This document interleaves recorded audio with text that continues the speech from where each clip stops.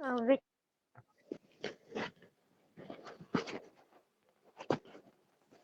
hello. Hello, आपको आवाज सही से आ रही है? आवाज और वीडियो?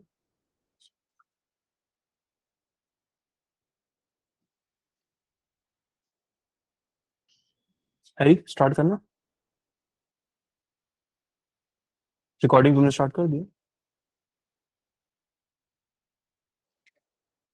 तो दीदी हम स्टार्ट करते हैं। Okay.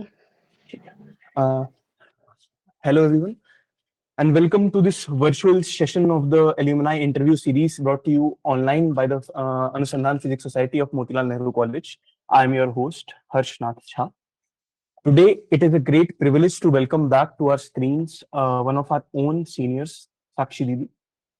Sakshi Didi completed her BSc Honors Physics right here at Motilal Nehru College from 2020 to 23, graduating with a stellar CGPA of 8.83. She was a true driving force in our department during her time here, serving as the core member of the Anusandhan Physics Society in 2023. Her academic track record is phenomenal. She is an inspired scholar and ranked among the top 25 nationally in the National Graduate Physics Examination. She has constantly cracked some of the toughest exams in the country, securing an All India rank of 328 in IT JAM, qualifying for GIST, and achieving a remarkable All India rank of 78 in the CSIR NET for Physical Sciences. After completing her MSc Physics at the Indian Institute of Technology, Varanasi, with an outstanding CGPA of 9.21, Sakshi Didi has now taken the next massive step in her academic journey and is currently pursuing her PhD at IIT Delhi. So, Sakshi Didi, should we start? Yes, So, sure.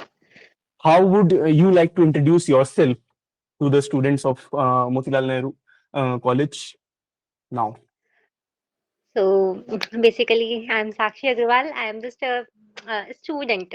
I started my journey with Delhi University. I took admission in the Corona time. So my first year and almost the half of my second year was in quarantine. So I came around 18 Feb there, and then I met with so many people there and get to know about like start learn my journey for the physics start from there. So like the college is very um like how can I explain like that there are so many memories I have, and the journey started there. So that was the first step, the beginning step of my journey. So the my love for physics start from there. Also, like the teachers were there, they have inspired me.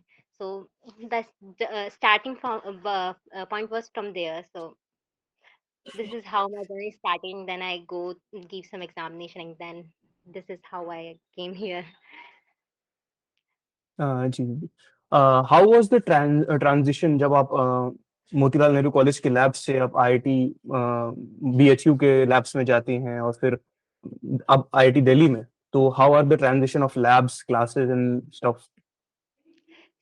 मतलब जब हम शुरुआत में गए थे तो उस time पे क्वारंटाइन था, तो जस्ट इंस्ट्रूमेंट्स नए ही मतलब कुछ पुराने इंस्ट्रूमेंट थे जो वर्क नहीं कर रहे थे, तो काफ़ी हमें शुरुआत में प्रॉब्लम हुआ था। हम लोग वहाँ पे बैठ के बनाने लग जाते थे इंस्ट्रूमेंट्स, थोड़े ठीक करने लग जाते थे।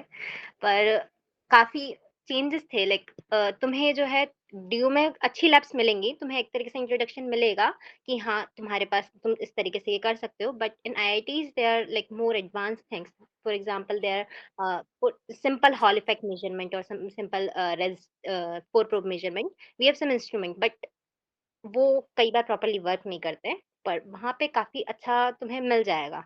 तो ये चीज़ वहाँ की लैब्स में अच्छी है, but at least we are introduced with these instruments, we are introduced with other facilities, तो हमें एक आइडिया ड्यू वगैरह में मिल जाता है। पर जब हम स्टार्ट करते हैं, तो हमें एक प्रॉपर लैब चाहिए होता है, तो वो ऑब्वियसली आईआईटीज़ प्रोवाइड करती है, तो ये थोड़ा अच्छा है वहाँ का। जी तो दीदी, जब हम सिलेबस की बात करते हैं, मतलब बैचलर्स से लेके मास्टर्स तक हम जब हम जाते हैं, तो वो जो ट्रांजिशन है वो एक्चुअली में रिसर्च में कितना हेल्प करता है, या फिर मतलब डज द सिलेबस उसका फॉर्मेटिंग हेल्प, या फिर बहुत ज्यादा आपको खुद सेल्फ स्टडी पे डिपेंड करना पड़ता है, या फिर आपके रिसर्चिंग एबिलिटी या फिर क्यूरियोसिटी पे डिपेंड करता है वो चीज आगे चल के रिसर्च या फिर कॉर्पोरेट इवन? देखो मेरे हिसाब से लाइक मैं फिज़िक्स का बता रही हूँ। फिज़िक्स में मेनली क्यूरियोसिटी हेल्प करती है। अगर तुम्हारे अंदर क्यूरियोसिटी है, तो नो मैटर तुम कहाँ हो, तुम अपने आप जो है अपना पाथ बना लोगे, ठीक है? तो यहाँ यहाँ पे मतलब जैसे एक होता है कि तुम क्यूरियस हो, अपने टीचर्स से मिले, से बात वगैरह की, ठीक है? तुम्हें हल्का आइडिया हो जाएगा। बट वहाँ पे थोड़ा ऐसा होता है कि अगर तुम क्यूरियस नहीं भी हो, तो तुम्हारे पास कुछ ऐसी चीज़ें इंट्रोड्यूस हो जाती हैं। मतलब ये मैंने एक्सपीरियंस किया है। वहाँ पे मतलब जैसे डीयू में सिलेबस वगैरह था, वो मोस्टली लाइक थ्योरी ओरिएंटेड हमें मोस्टली खुद से पढ़ना होता था, ठीक है? एंड फिर उसके बाद हम एग्ज़ाम देके क्लियर हो गए। बट आईआईटीज़ में थोड़ा एक अच्छा मुझे ये लगता है वहाँ पे जो है एक्स्ट्रा डाउट सेशंस वाली एक पर्टिकुलर क्लासेस होती हैं। तो उस टाइम पे तुम्हारी क्यूरियोसिटी मतलब वर्क मतलब तुम डायरेक्टली टीचर्स के साथ इंटरैक्ट कर रहे होते हो, तो तुम्हारे अगर दिमाग में कुछ सवाल आ रहे हैं, तुम्हारे प्रॉब्लम्स तुरंत सॉल्व हो रहे हैं उस टाइम पे। और अगर तुम्हारे दिमाग में सवाल आ रहे हैं, तो वो मतलब उन तुम वह और सवाल देंगे, तो तुम्हारी क्यूरियोसिटी और ज़्यादा बढ़ाएँगे। तो मेरे ख्याल से रिसर्च फील्ड में आईआईटीज़ इस तरीके से हेल्प करते हैं। ऑल्दो ड्यू का भी सिलेबस काफ़ी अच्छा है, लाइक तुम इंट्रोड्यूस होते हो नए फैक्ट से, फिर तुम्हारी खुद की क्यूरियोसिटी तुम्हें ड्राइव करेगी आगे, उसमें तुम्हें मतलब खुद ज़्यादा मेहनत करनी पड़ेगी ड्यू में। तो रिसर्च ओरिएंटेड आईआईटीज़ तो होते ही हैं ऑब्वियसली, तो इसलिए ये थोड़ा अच्छा मुझे वहाँ यहाँ लगता है। जी, जी, जी।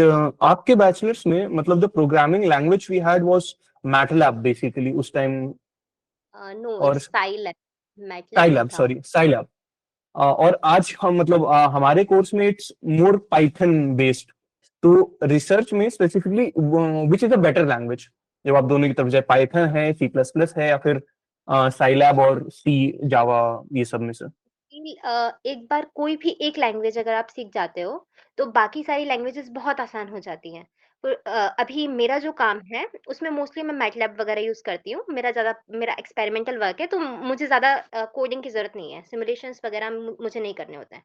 But if you are interested in theoretical work, तो तुम्हें सिमुलेशंस करने पड़ेंगे, नो मैटर व्हाट, तुम्हें करने ही पड़ेंगे। तो उस टाइम पे पाइथन थोड़ी ज़्यादा हेल्प करती है। पाइथन क्योंकि ऑलमोस्ट हर एक में चल जाती है। तुम्हें और एक और कुछ एक्स्ट्रा लैंग्वेजेज़ तुम्हें सीखनी पड़ेंगी, पर पाइथन का जो एल्गोरिदम है ना? अगर तुम समझ गए, तो तुम सारी लैंग्वेजेज़ अपने आप सीख जाओगे। तो बस तुम्हें एक लैंग्वेज सीखनी चाहिए। तो अगर एक्सपेरिमेंटल में जा रहे हो, तो साइलैब, मैटलैब ये सबसे अच्छा काम चल जाएगा। लेकिन अगर थ्योरेटिकल में जा रहे हो, तो आई थिंक पाइथन ज़्यादा बेटर रहेगा। तो इसलिए पाइथन सीखना सही है, क्योंकि एक बार एक लैंग्वेज आ गई, फिर कोई-सी भी लैंग्वेज तुम लोग कर सकते हो। बस वो एल्गोरिदम एक फ्लो चार्ट बनाना आना चाहिए कि किस तरीके से हम स्टार्ट करते हैं और फिर किस तरीके से किसी प्रोग्राम को एंड किया जाता है। वो अगर फ्लो चार्ट है, तो कोई भी लैंग्वेज हो बहुत आसान होता है। जी तो अगर एक लैंग्वेज अगर अभी से स्टार्ट मतलब जो पहले से फर्स्ट ईयर से स्टार्ट करनी हो या फिर उसमें प्रेफरेंस देना हो तो वो एक लैंग्वेज आप क्या बोल देंगे पाइथन या फिर Scilab and C plus plus इनमें से मेरा प्रेफ़रेंस तो मैटलैब था, ठीक है? क्योंकि मैं साइलैब सीखी थी और क्योंकि मैं एक्सपेरिमेंटलिस्ट हूँ, मुझे बस बेसिक लाइक कुछ मुझे प्लॉट वगैरह करने होते हैं, तो मुझे बेसिक्स से काम है। मुझे ऐसा नहीं है कि मुझे कंप्लीट सिमुलेशन करना है। तो मेरा प्रेफ़रेंस मैटलैब है, बट इफ जितने भी थ्योरी टेस्ट हैं, तुम अगर उनसे प्रेफ़रेंस लोगे, वो मोस्टली पाइथन बोलेंगे, ठीक है? क्योंकि उन्हें सिमुलेशंस चाहिए होते हैं प्रॉपर, तो पाइथन उसमें बेटर है। उसके पास तुम्हारी कंप्लीट वो लाइब्रेरीज़ होती हैं, तो पूरे मैटप्लायप्लॉट एंड ऑल तो वो ज़्यादा जी जी बेटर।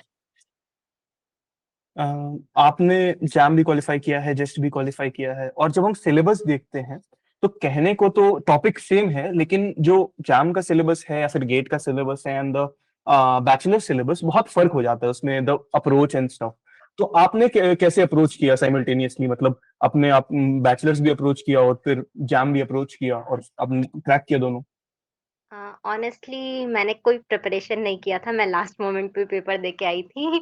मैं बस लाइक मुझे इंटरेस्ट है फिज़िक्स में फिज़ तो मैं मतलब अ, जो सिलेबस था बैचलर्स का, वही पढ़ी थी। उसके अलावा मैंने कुछ एक्स्ट्रा नहीं पढ़ा था। मैंने क्वेश्चन भी सॉल्व नहीं किए थे, सच कहूँ तो पीवाईक्यूज़ वगैरह कुछ नहीं किए थे। मैं बस मेरे बेसिक्स थोड़े अच्छे थे उस टाइम पे, ठीक है? क्योंकि मैं ऐसे सेल्फ स्टडी करती थी। मैं मतलब बुक्स वगैरह मेरे पास बहुत सारी थी। मैं बहुत बुक्स पढ़ती थी, ठीक है? मेरे को हाथ से सॉल्व करना बहुत पसंद था। तो उस टाइम पे मैं बस ऐसे ही दे के आ गई थी। मैं ऐसे पीवाईक्यूज़ वगैरह सॉल्व नहीं की। तो मेरे हिसाब से अगर तुम्हें बेसिक्स पता है, तो तुम्हारे एग्ज़ाम क्रैक करना बहुत आसान हो जाएँगे। इवन दो तुम उसका पैटर्न भी नहीं जानते तो भी। मुझे ये भी नहीं पता था जब मैं देके आई थी कि इसके अंदर कौन-कौन से मतलब किस तरीके के क्वेश्चन्स आते हैं, क्या नहीं आते हैं, तो मैं तो ना कोचिंग ली थी, से बस चली गई थी, मैं देख के आ गई थी। जी दीदी, तो जब जैम में या फिर सीएसआई नेट और गेट जैसे लेवल हम बढ़ाते आते हैं एग्जाम का, तो आप क्या मतलब डिफरेंस देखती हैं, या फिर प्रिपरेशन में एज सच क्या डिफरेंस होना चाहिए, क्योंकि आपने नेट के लिए तो प्रिपेयर किया ही होगा, और नेक्स्ट टाइम प्ले किया था। जी, तो उसका आपका प्रिपरेशन का क्या मतलब स्ट्रेटेजी था एज कम्पेयर टू बाकी एग्जाम्स जो आपने दिए हैं? नेट के लिए मैं सबसे पहले पीवाईक्यूज़ देखी थी। मैंने ट्राई किया था कि किस पैटर्न के क्वेश्चन आ रहे हैं। लाइक हर एक अगर तुम पीवाईक्यूज़ वगैरह देखोगे, तुम्हें एक मिलेगा कि हाँ, इस पोर्शन से इतना पार्ट आ रहा है और मोस्टली ये पार्ट आ रहा है। तो मैंने वही चेक किया था, क्योंकि मैं सारी सब्जेक्ट नहीं पढ़ी थी। कुछ-कुछ सब्जेक्ट्स वीक होती है, तो मैं कंप्लीटली छोड़ दी थी, क्योंकि उसमें ऑप्शंस होते हैं कि हमें सारे अटेम्प्ट नहीं करना है, हमें कुछ अटेम्प्ट करना है। तो मैंने जी वो क्लासिकल मैकेनिक्स पूरा छोड़ दिया था, ऑल्दो मुझे क्योंकि वो टाइम टेकिंग था, क्योंकि टाइम का भी ट्रैक करना बहुत ज़रूरी है, तो क्लासिकल मैकेनिक्स के लंबे क्वेश्चन होते हैं, मैंने पूरा छोड़ दिया था उसे इसलिए। और क्वांटम मैकेनिक्स और सॉलिड स्टेट फिज़िक्स जो है स्कोरिंग होता है, इलेक्ट्रॉनिक्स भी स्कोरिंग होता है, तो इसलिए मैंने उन्हें जो है अच्छे से पढ़ा था। तो मेरे ख्याल से कोई भी एग्ज़ाम तुम देख रहे हो, तो पहले तुम उसके पीवाईक्यूज़ देखो, देखो कितने वेटेज जो है हर एक पोर्शन का कितना है, फिर देखो तुम्हारा कौन-सा सब्जेक्ट स्ट्रॉन्ग है, और फिर उसके बाद देखो कि तुम किस तरीके से टाइम को ट्रैक कर सकते हो। क्योंकि टाइम मैनेजमेंट भी बहुत इंपॉर्टेंट है, और तुम्हें हो सकता है क्वेश्चंस आते हो पर तुम्हारा टाइम रह जाए तो तुम्हारा कोई फायदा नहीं होगा। ठीक है? तो टाइम मैनेजमेंट तीसरी चीज़ है, तो लाइन वाइज़ और सब कुछ पढ़ना ज़रूरी नहीं होता एग्ज़ाम्स में। तुम अपनी कुछ चीज़ों को इतना स्ट्रॉन्ग कर लो कि तुम्हें कॉन्फिडेंस हो, हाँ, इसमें अगर इसका क्वेश्चन आएगा तो मैं कर लूँगा, कर लूँगी। ठीक है? तो तुम आराम से उस पेपर को निकाल सकते हो। तो मेरा यही था, मैंने 1 महीने पढ़ाई की थी उसके लिए, तो हो गया था फिर उस हिसाब से। पीवाईक्यूज़ देखो, पीवाईक्यूज़ में तुम्हें वेटेज मिल जाएगा कि जी किसका दीदी, क्या है। और आपने जो रिसर्च इंटर्नशिप्स की होंगी या फिर प्रोजेक्ट्स किए होंगे बैचलर्स से लेके, आप प्लीज उसके बारे में बताइए कि आपने कौन कौन से, आपका तब इंटरेस्ट क्या था, और जैसे ही आपका एकेडमिक ग्रोथ हुआ तब इंटरेस्ट क्या हो गया और कैसे चेंज हुआ एंड स्टफ। ऑनेस्टली मैं बहुत ज़्यादा कन्फ्यूज़ इंसान थी। ठीक है? तो बैचलर्स में मैंने डिसाइड कर रखा था कि मैं जो है किसी में भी जाऊँगी, एस्ट्रो और कंडेंस्ड में नहीं जाऊँगी, और I ended up in condensed matter physics. ठीक है?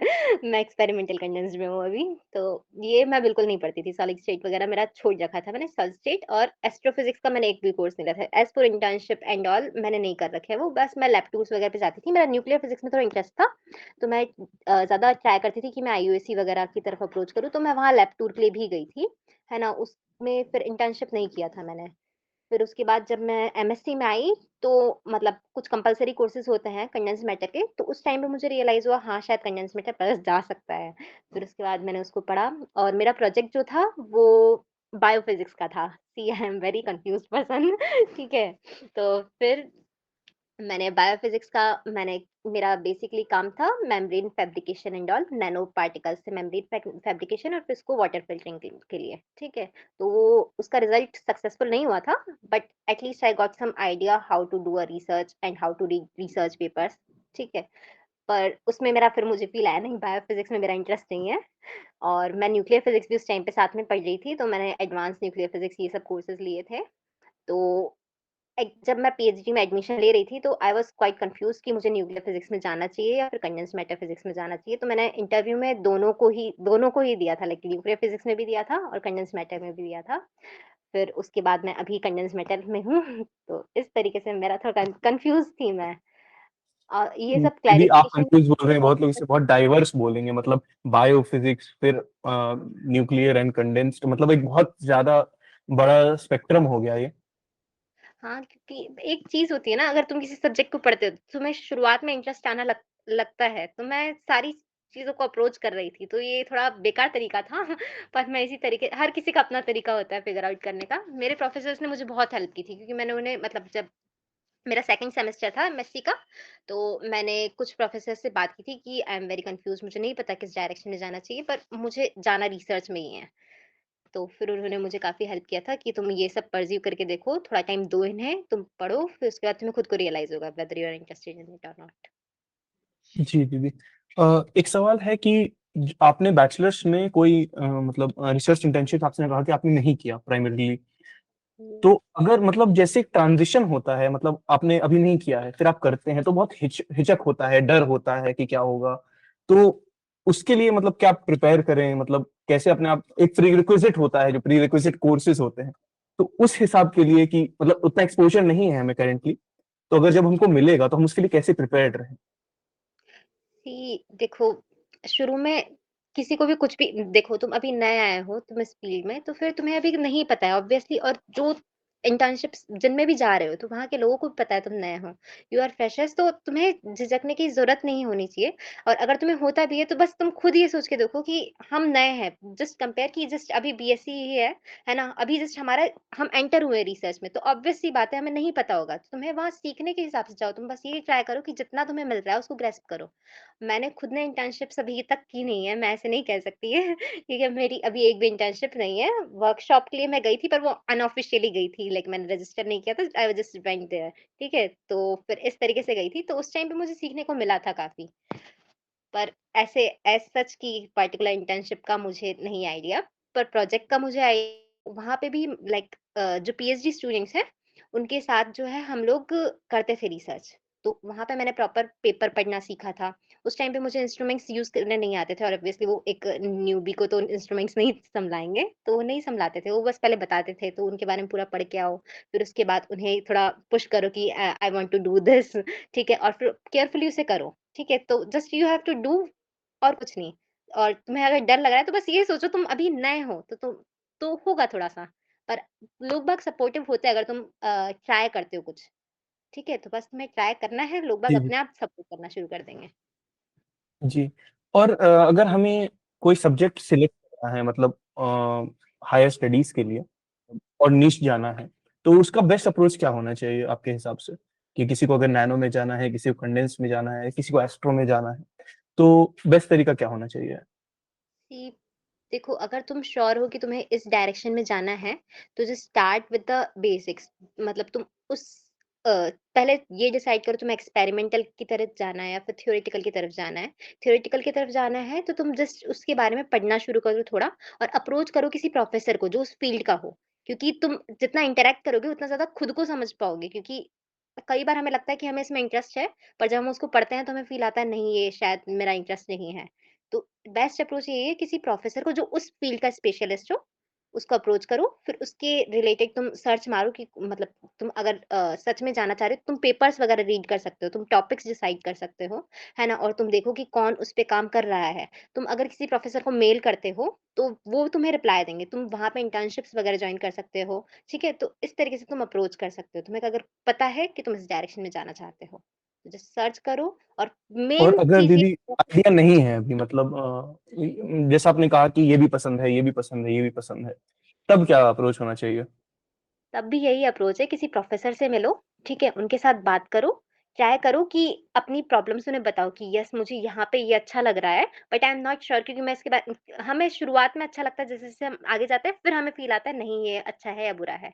तो प्रोफ़ेसर से इंटरैक्ट करो कि मुझे इसमें इंटरेस्ट है, और ट्राई करो उन्हें कन्विंस करने का कि हाँ, अगर आप मुझे थोड़ा सपोर्ट करते हैं तो फिर लाइक गाइड करने के लिए करो, तो फिर वो करेंगे भी सही, क्योंकि प्रोफ़ेसर्स मोस्टली मैंने जितने भी देखे हैं, अगर तुम अप्रोच करते हो तो वो रिस्पॉन्स देते हैं, बहुत पॉजिटिव रिस्पॉन्स देते हैं। तो उन्हीं के थ्रू फिर वो तुम्हें गाइड कर देंगे अपने आप। फिर अगर तुम्हें लगता है हाँ, तुम्हारे लिए फील्ड सही है तो उसमें कंटिन्यू करो, अदरवाइज़ तुम अपनी नेक्स्ट फील्ड स्विच कर सकते हो। तो ये सबसे बेस्ट टाइम है एक्सप्लोर करने का कि तुम्हें कुछ पसंद है या नहीं है। अदरवाइज़ थोड़ा लेट हो जाता है तो प्रॉब्लम होती है। फॉर एग्ज़ाम्पल मेरा लास्ट तक प्रॉब्लम रही थी। जी, जी, जी। आप एक्सपैंड कर सकते हैं अपने अपने जो मास्टर्स में प्रोजेक्ट किए थे, या फिर अपने जो पेपर्स में ज्यादा भागीदार थी, आप एक्सपैंड कर सकते हैं कि क्या वो टॉपिक्स थे एंड मोर अबाउट इट, और आप बेस फ्यूचर में क्या लेना चाह रही हैं? बेसिकली मैंने मास्टर्स में बायोफ़िज़िक्स में किया था, नैनो एंड बायोफ़िज़िक्स था वो। तो मुझे एक मेम्ब्रेन बनानी थी, लेमन लैंग्वेज में बता रही हूँ मैं, एक मेम्ब्रेन बनानी थी, जिसमें मैंने कुछ नैनो पार्टिकल्स जो है ऐड किए थे। वो नैनो पार्टिकल्स की स्पेशलिटी ये थी कि वो सेलेक्टिव एब्ज़ॉर्प्शन करते थे।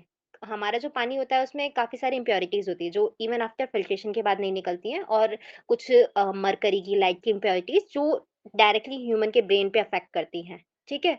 तो ये सारी इम्प्योरिटीज़ रिमूव करने के लिए एक मटेरियल मैंने यूज़ किया था, मैग्ज़ीन, ठीक है? वो जो है इन्हें सेलेक्टिवली एब्ज़ॉर्ब कर लेता है, ठीक है? और फिर ये जो मेम्ब्रेन है, इसको हम अगर फ़िल्टर्स के अंदर लगाएँगे, तो चाहे कितना ही गंदा पानी क्यों ना हो, अगर उनमें ऐसी इम्प्योरिटीज़ है, वो प्योर कर देगा। तो मैंने यही बनाया था, फेज इन्वर्जन टेक्नीक से बनाया था ये। पर उसका थोड़ा दिक्कत हुआ था, उसमें मतलब मेम्ब्रेन जो है पानी के साथ जो है कुछ रेसिड्यूज छोड़ रही थी। इवन दो वो इम्प्योरिटी हटा दिया, बट मेम्ब्रेन की रेसिड्यू पानी में आ रहे थे, तो वो इसलिए रिजल्ट थोड़ा सक्सेसफुल नहीं रहा था वो। तो उस पे अभी भी काम चल रहा है वहाँ पे। बट अभी मेरा स्विच हो चुका है, तो अभी मैं कंडेंस्ड मैटर में हूँ। मेरा काम अभी चार्ज डेंसिटी वेव पे है। बेसिकली इसमें ये है जी। कि तुम्हें सुपर कंडक्टिविटी का आइडिया होगा कि इलेक्ट्रॉन जो है इंटरैक्ट करता है लो टेम्परेचर पे, फिर उसके बाद हमारे पास सुपर कंडक्टिविटी ऑब्जर्व होती है, रेजिस्टिविटी एकदम डिक्रीज हो जाती है। तो इससे थोड़े ऊपर वाले टेम्परेचर पे एक चार्ज डेंसिटी होती है। चार्ज डेंसिटी वेव मतलब एक मॉड्यूलेशन होता है चार्ज का।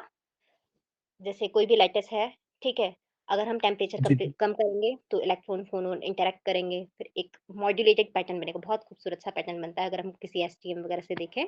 तो उस वेव को अगर हम स्टडी करें तो हम उस पार्टिकल के इंटरैक्शंस को जान सकते हैं। तो मेरा भी यही काम है, मैं लो टेम्परेचर मेजरमेंट्स करके फिर इन प्रॉपर्टीज़ को देखती हूँ। तो अभी जस्ट मैंने स्टार्ट किया है, तो अभी मेजरमेंट हुआ नहीं है कुछ, पर हाँ, अभी मैं यही पढ़ रही हूँ। और मैं आगे भी यही कंटिन्यू करना पसंद करूँगी क्योंकि इसमें थोड़ा फिज़िक्स है, फ़ील आ रहा है फिज़िक्स का। जी जी जी। और मतलब आपके बहुत दोस्त होंगे, बैचमेट्स होंगे, सीनियर्स होंगे जो कोर फिजिक्स से कॉर्पोरेट की तरफ चले गए होंगे। तो उसका क्या रियलिटी है? मतलब is their money, is their growth, या फिर उसपे कुछ नया सीखने का है the corporate side of physics, और क्या स्कोप है इंडिया में उसका? बेसिकली इंडिया में साइंस थोड़ा परस्यू करना मुश्किल काम है क्योंकि तुम देखोगे ऑलमोस्ट हर एक स्टूडेंट जो है साइंस ले लेता है, अगर अपने पेरेंट्स के प्रेशर से, है ना? या कोई भी रीज़न हो, ठीक है? ये सोच के कि साइंस से जॉब मिल जाएगी, फिर जब वो साइंस में आते हैं, फिर वो रियलिटी देखते हैं कि इसमें थोड़ा देखा जाए तो अगर तुम एकेडमिक मतलब एज़ अ प्रोफ़ेसर भी बनना चाहो, ठीक है? तुम साइंस इसलिए ले रहे हो ताकि तुम टीचिंग पार्ट में जाओ, तो भी तुम्हें कितना टाइम लग जाएगा, बीएससी, एमएससी फिर पीएचडी, फिर जाके कोई प्रोफ़ेसर के लिए लेता है, तो it's a long journey. Research में अगर किसी को सच में इंटरेस्ट है, तो ही वो फिज़िक्स लाइक साइंस कंटिन्यू कर सकता है। वरना अगर रिसर्च में थोड़ा भी इंटरेस्ट नहीं है, तो तुम्हारा मन नहीं करेगा करने का और फिर तुम उसे छोड़ दोगे। तो बीएससी में थोड़ा आइडिया होने लग जाता है लोगों की ये कर सकते हैं, नहीं कर सकते हैं। क्योंकि ये लंबा और कुछ लोगों का मतलब पेरेंट्स का भी प्रेशर होता है कि नहीं अब जॉब चाहिए। तो इसलिए लोग बाग काफ़ी साइंस छोड़ देते हैं मेरे ख़्याल से।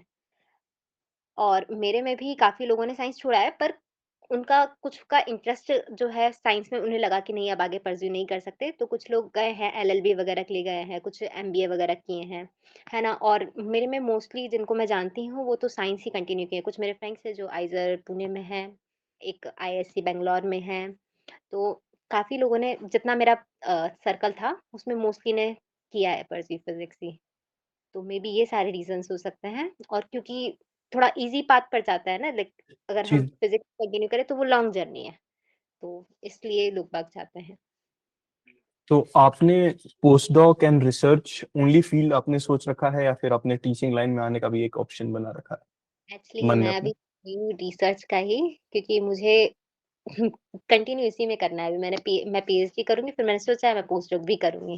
पर जी मैं थोड़ा कन्फ्यूज़ हूँ, कन्फ्यूज़ रहती हूँ तो मैं डाइवर्ट हो जाती हूँ। तो मैं कुछ क्लैरिटी के साथ नहीं कह सकती। पर हाँ, अभी मेरे दिमाग में यही है कि मैं रिसर्च ही कंटिन्यू करूँगी। जी दीदी। और आपका पीएचडी जो एक्सपीरियंस है कैसे अलग है मास्टर्स के एक्सपीरियंस से आपके? मतलब बहुत सारे IITs, very respectable and old IITs, तो क्या फर्क है दोनों में? मैं बीएचयू को आईआईटी दिल्ली से देखूं तो बीएचयू में काफी चिल था लाइक एमएससी में you are as student only जिसमें तुम्हें सिर्फ अपना कोर्स वर्क करके कुछ सीजीपीए बनानी है प्लस कुछ एग्जाम्स देने हैं प्रोजेक्ट में भी एक डिपेंड्स ऑन यू अगर तुम अच्छे से करना चाहते हो तो तुम्हारा तुम पे डिपेंड करता है ठीक है इट्स नॉट लाइक कि तुम्हें करना ही पड़ेगा ठीक है लेकिन पीएचडी में थोड़ा अलग हो जाता है। तुम वहाँ एज़ अ स्टूडेंट नहीं जाते, वहाँ तुम जाते हो एज़ अ रिसर्चर, ठीक है? तुम्हें खुद से मतलब पुश करना होता है चीज़ों को। अ, मतलब इतना चिल नहीं हो पाता। जी उसमें तुम जैसे एमएससी में अगर मेरा मन नहीं कर रहा तो मैं पढ़ नहीं रही, मन कर रहा है तो पढ़ रही हूँ। पर यहाँ एक मुझे कंप्लीट करना है, मैं खुद चाहती हूँ कि मेरा एक रिसर्च वर्क आए, तो मुझे खुद को उसमें पुश जी करना जी। पड़ेगा। तो वो एक चिल एनवायरनमेंट से थोड़ा ट्रांजिशन होता है। ठीक है, ये थोड़ा कभी-कभी लैब का एनवायरनमेंट भी एडजस्ट करने में, अभी मैं नई जैसे लैब हमें तो मतलब ये सुनने को मिलता है कि जो मास्टर्स है, मास्टर्स में ज्यादा मेहनत है, क्योंकि पीएचडी 5 साल का है, इट्स लॉन्ग लेथार्जिक प्रोसेस, तो उसमें थोड़ा सा काम एंड कंपोज में ज्यादा रहने को मिलता है। देखो, अगर तुम पीएचडी को इस तरीके से लेके चलोगे तो फिर मैं मेरा बता रही हूँ, एमएससी मुझे ज़्यादा चिल लगा। पीएचडी में मुझे लगता है कि थोड़ा करना पड़ेगा, क्योंकि अगर तुम जस्ट ऐसे सोच के चलो कि 5 साल हैं, तो तुम्हारे साल खत्म होते चल जाएँगे और तुम्हें पता भी नहीं लगेगा कब साल खत्म, मतलब मेन चीज़ तुम्हें पेपर भी निकालने होते हैं। ऐसा थोड़ी ना है कि तुम्हें पीएचडी बस कर ली, डिग्री मिल गई। पीएचडी तुम तुम्हारे लिए करते हो, किसी डिग्री के लिए नहीं करते हो। क्योंकि अगर तुम्हें डिग्री लेनी है तो फिर काफ़ी ले सकते हो। पीएचडी मेरे ख़्याल से एक ये है कि तुम्हें अगर रिसर्च करना है, तो वो तुम पे डिपेंड करता है, क्या तुम सच में इंटरेस्टेड हो? अगर तुम इंटरेस्टेड हो, तो तुम उसमें काम करोगे। 5 साल ये सोच के कि डिग्री मिल जाएगी, तो मेरे ख़्याल से ऐसे रिसर्च वर्क नहीं हो सकती है। और यहाँ पे जितने भी मतलब जी लाइक दीदी। आईआईटी दिल्ली में जैसा कल्चर है, उस हिसाब से मुझे नहीं लगता इस तरीके के मतलब इस तरीके की चीज़ को प्रमोट करते हैं ये लोग।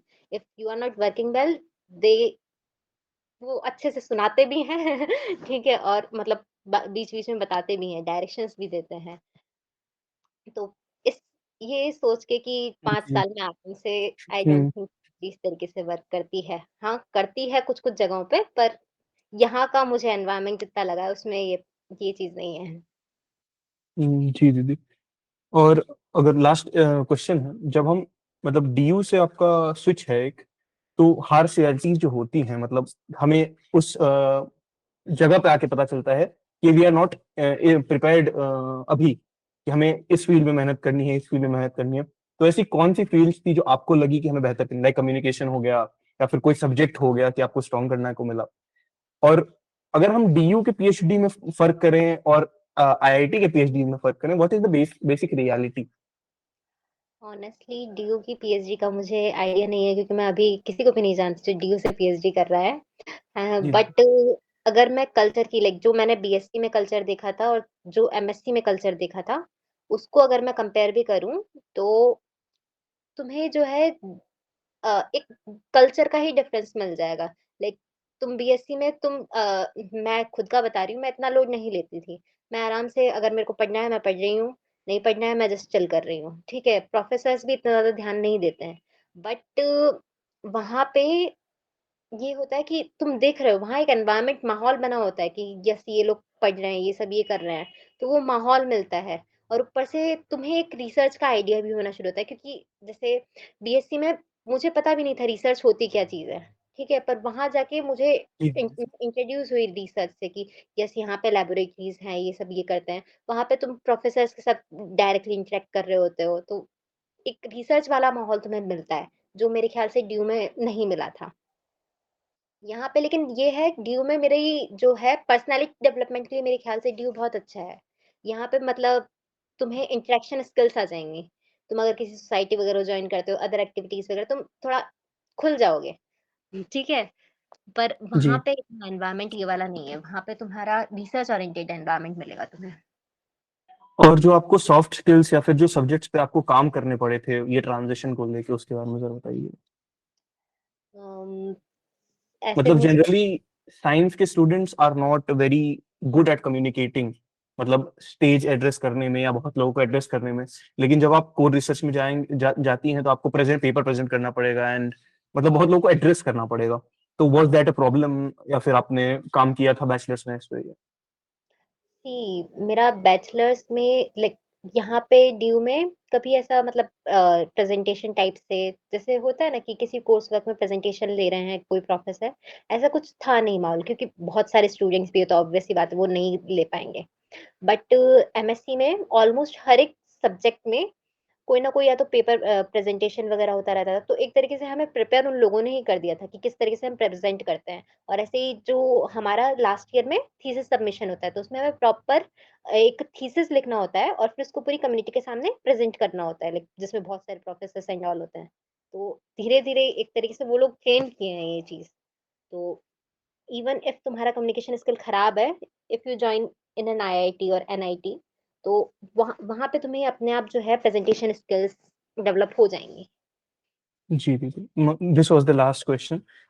ये हमने सीरीज इसीलिए स्टार्ट की है कि जो रियलिटी है, मतलब transition from bachelors to masters, specially physics में या फिर बेसिक साइंस फील्ड्स में, उतना लोगों को आइडिया नहीं है। और हमारा जो डिपार्टमेंट है, उतना उनका एल्यूमनाई से कनेक्शंस कंपैरेटिवली कम रहा है, जितना मैंने देखा है 3 साल में। तो हमें वही फिर से, मतलब एक रिबिल्डिंग द बॉन्ड टाइप का ये सीरीज कर रहे हैं कि आपका सेकंड इंटरव्यू था। आपसे पहले हमने एक इंटरव्यू दिया था और होपफुली अभी और लेंगे, तो इससे हम अपने एल्यूमनाई से और कनेक्ट भी कर पाएंगे, और जो फ्यूचर बचे होंगे जनरेशन, उनको फायदा भी होगा। तो thank you very much for your time, आपके समय के लिए। और Mhm. होपफुली आपसे जल्द ही मिलेंगे। थैंक यू दीदी। Okay, thank you. Thank you for inviting me. ठीक है दीदी, you can exit the group. Thank you very much.